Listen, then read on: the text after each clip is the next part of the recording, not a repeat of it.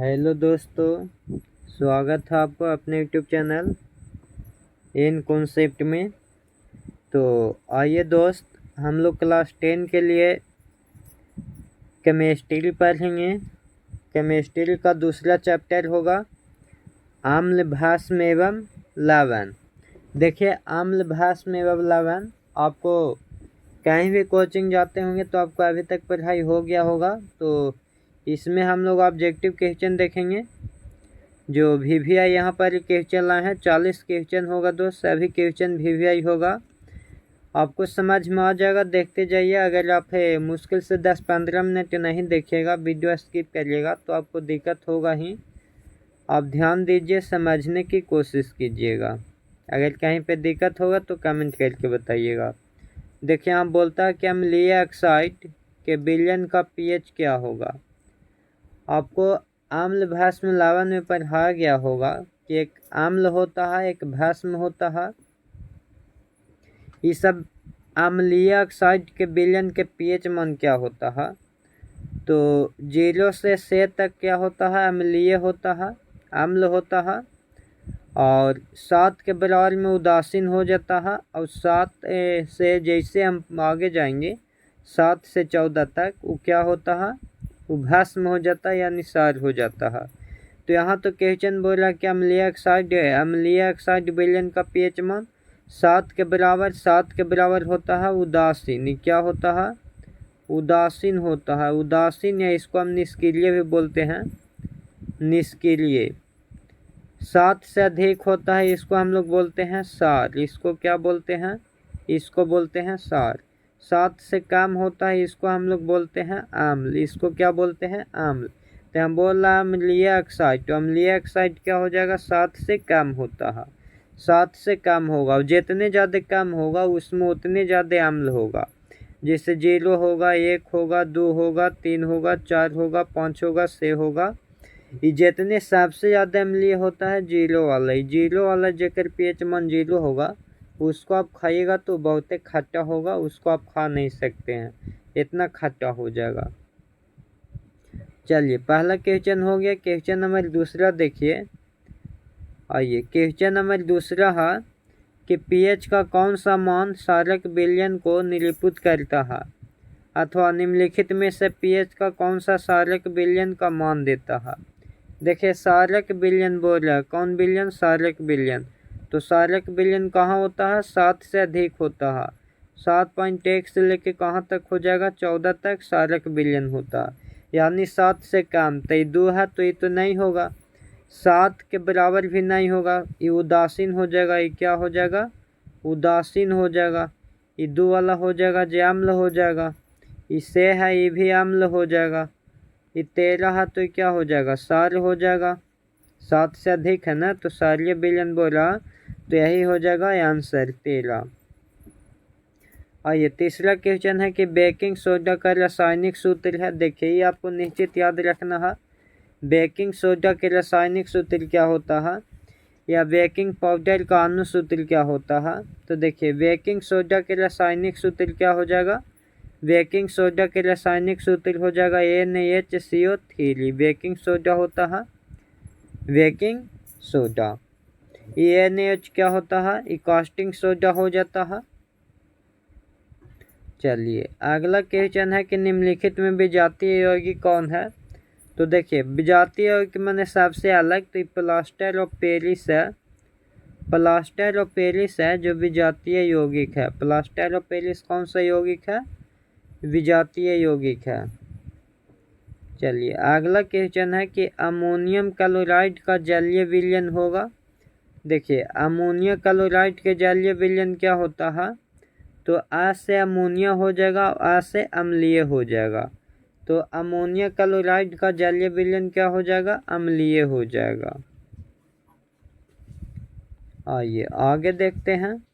जल में घुलनशील भस्म कहलाता है, तो अम्ल नहीं कहलाएगा, सार भी नहीं कहलाएगा, लवण कहलाता है। लवण जो होता है वो जल में घुलनशील हो जाता है।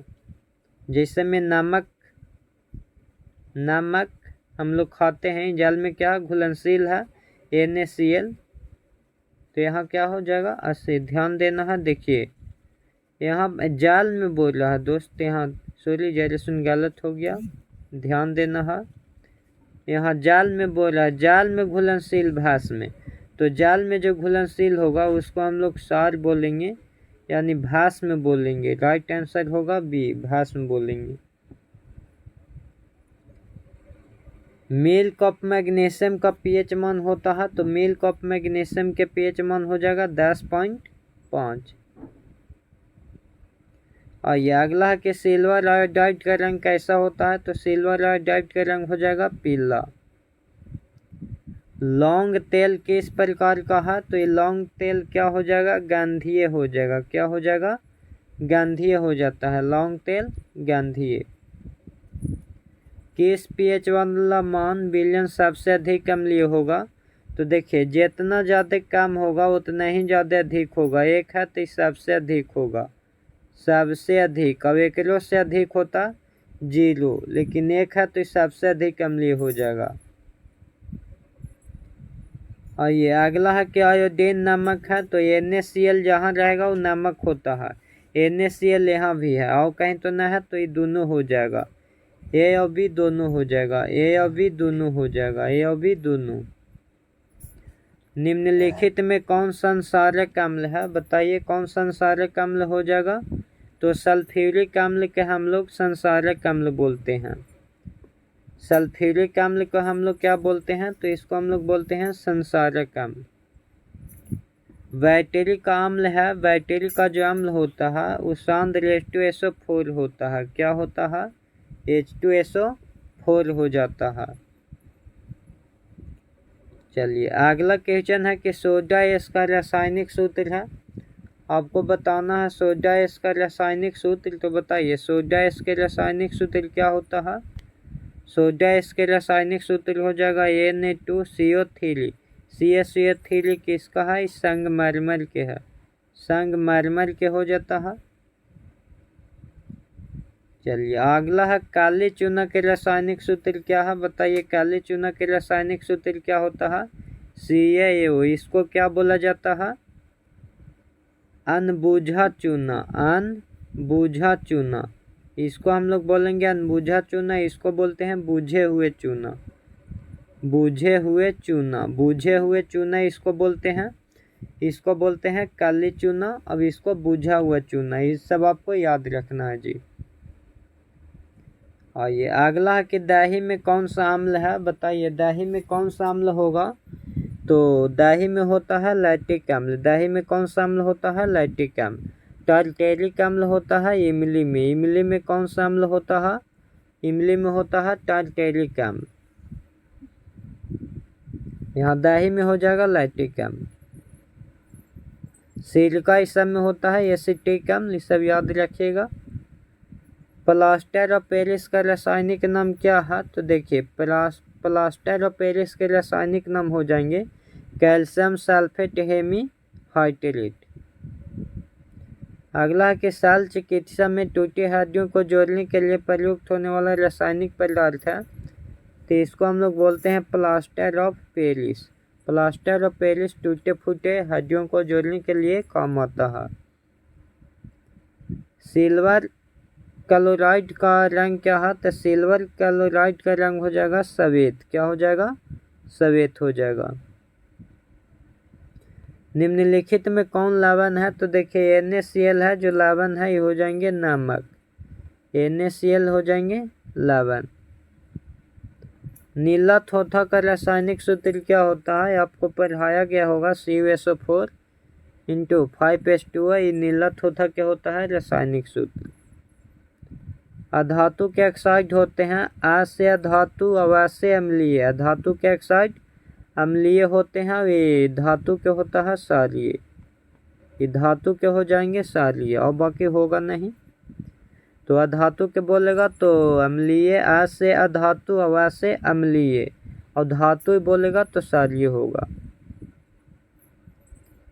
निम्न में कमरे के ताप पर द्रव है, कमरे के ताप पर द्रव कौन रहता है, तो एथेनॉल रहता है। निम्न में कौन भस्म नहीं है, बताइए जी भस्म में कौन नहीं है, तो NaCl तो ये क्या हो जाएगा जी, NaCl तो ये नमक हो जाएगा, लवण हो जाएगा, तो ये भस्म में नहीं है। निम्नलिखित में कौन क्षारीय ऑक्साइड है, आपको बताना है जी कि कौन क्षारीय ऑक्साइड हो जाएगा। तो देखिए Na2O है जो क्षारीय ऑक्साइड हो जाएगा। निम्नलिखित में कौन अम्ल है, तो देखिए इसमें कौन अम्ल हो जाएंगे, H2SO4। H2SO4 क्या है, H2SO4 अम्ल है, H2SO4 अम्ल है। एक घोल नीले लिटमस पात्र को लाल कर देता है, घोल का pH मान क्या हो सकता है। देखिए नीले लिटमस पात्र को क्या कर देता है, लाल कर देता है। एक आप ट्रिक याद रखिएगा, अनिल, अनिल से अम्ल है जो नीले लिटमस पात्र को क्या करता है, लाल करता है। तो अम्ल का pH मान हम बताए हैं कि अम्ल के pH मान 0 से 6 के बीच में होता है। तो देखिए ये 10 देले है तो ये तो हो नहीं सकता है, यानी अगर ये दिमाग से भी जो बनाएगा उससे बन जाएगा। 10 होगा नहीं, 9 होगा नहीं, तो 10 9 नहीं होगा तो ये 7 भी नहीं होगा, क्योंकि ये सब एक वैल्यू तो होगा नहीं। 9 होता है जो क्षार होता है और 10 होता है जो क्षारीय होता है, तो ये दोनों जब नहीं होगा तो उदासीन तो इसमें होता नहीं है, तो बच गया फिर 2, तो 2 हो जाएगा आंसर। क्या हो जाएगा, 2 हो जाएगा। अम्लीय वर्षा का pH मान होता है, बताइए अम्लीय वर्षा का pH मान क्या होता है, तो 5.5 से कम होता है। क्या होता है, 5.5 से कम। अगला है चींटी के डंक में कौन सा अम्ल पाया जाता है, तो चींटी के डंक में बताइए कौन सा अम्ल पाया जाता है। चींटी के डंक में पाया जाता है मेथेनोइक अम्ल, चींटी के डंक में मेथेनोइक अम्ल। ऑक्जेलिक अम्ल किस में पाया जाता है, तो बताइए टमाटर में कौन सा अम्ल होता है, ऑक्जेलिक अम्ल होता है। बुझा हुआ चूना है, देखिए बुझा हुआ चूना बोलेगा तो बुझा हुआ चूना CaOH के हॉल्ट वाइज हो जाएगा। ये है जो अनबुझा चूना है, अनबुझा चूना, अनबुझा चूना, या इसको काली चूना बोलते हैं। CaCO3 संगमरमर है, संगमरमर, संगमरमर। Ca कैल्शियम की परमाणु संकेत है, तो बुझा हुआ चूना CaOH के हॉल्ट वाइज। अम्ल और क्षार आपस में अभिक्रिया कर क्या बनाते हैं, तो अम्ल क्षार आपस में अभिक्रिया करके क्या बनाएंगे, तो ये लवण बनाएंगे। निम्नलिखित में कौन प्राकृतिक सूचक है, बताइए जी प्राकृतिक सूचक कौन हो जाएंगे, तो हल्दी हो जाएंगे प्राकृतिक सूचक। प्लास्टर ऑफ पेरिस के रासायनिक सूत्र बताइए, प्लास्टर ऑफ पेरिस के रासायनिक सूत्र कौन होगा, तो CuSO4 into half H2O plaster of Paris के। ये किसका है दोस्त, CuSO4 इंटू 2H2O, ये है जिप्सम के। किसका है, ये जिप्सम के हो जाएगा, जिप्सम भी आपको याद रखना है। चलिए आगे आइए, अगला है कि लोहा पर जिंक लेपित करने की क्रिया को कहते हैं, तो लोहा पर जिंक लेपित करने की क्रिया को बोला जाता है गैल्वेनीकरण। क्या बोलिएगा, गैल्वेनीकरण। बेकिंग पाउडर मिश्रण है, बेकिंग पाउडर किसका मिश्रण है बताइए, तो बेकिंग पाउडर मिश्रण हो जाएंगे NaHCO3 एवं टार्टेरिक अम्ल का।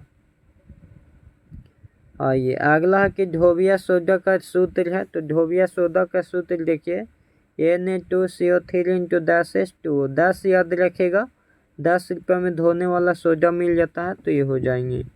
COH के हॉल्ट वाइज क्या हो जाएगा, ये है बुझा हुआ चूना। क्या है, बुझा हुआ चूना।